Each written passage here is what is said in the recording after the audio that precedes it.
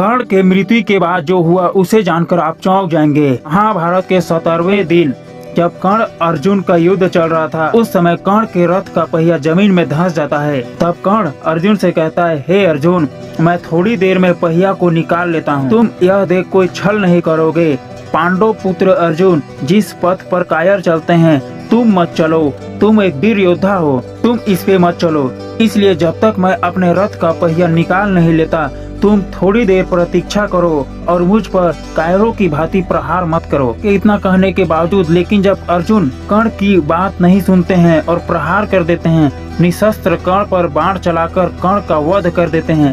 कर्ण के मृत्यु के बाद आखिर क्या हुआ था? जब अर्जुन ने अंजालिका बाण से अर्जुन का वध कर दिया तब कर्ण के शरीर से रक्त की धारा बहने लगी, क्योंकि उनका शरीर अभी भी सूर्य की तरह चमक रहा था। उनके शरीर को देख पांडव भी डर गए।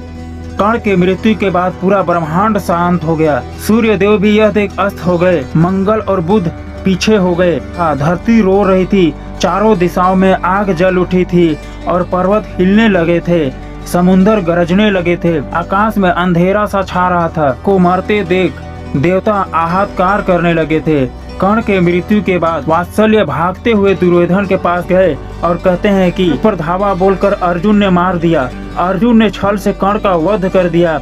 लगता है देवी देवता पांडव के साथ है और उनकी रक्षा कर रहे हैं। कर्ण के मृत्यु के बाद दुर्योधन भी फुट फुट कर रोने लगा, क्योंकि वह उसका मित्र था और दुर्योधन मूर्छित होकर गिर गया। इसके बाद जब दुर्योधन को होश आया तो अर्जुन, भीम और कृष्ण को मारने का शपथ लिया। कर्ण दुर्योधन का मित्र होने के कारण उसका बदला लेना चाहता था। जब संजय ने धृतराष्ट्र को कर्ण के मृत्यु के बारे में बताया तो वे भी मूर्छित हो गए। जब गांधारों को पता चला तो वे चिल्लाकर नीचे गिर पड़े। और जब कर्ण के मृत्यु के बाद कर्ण की माता को यह बात पता चली तो वह फुट फुट कर रोने लगी। तब यह देख माता से रोने का कारण पूछा तो माता कुंती रोते हुए सभी पांडवों को सच बताया कि कर्ण उनका ही पुत्र था। यह सब जानकर पांडव हैरान हो गए। इस कर्ण का पांडव हमेशा अपमान ही किया था और अंत में उसका वध कर डाला।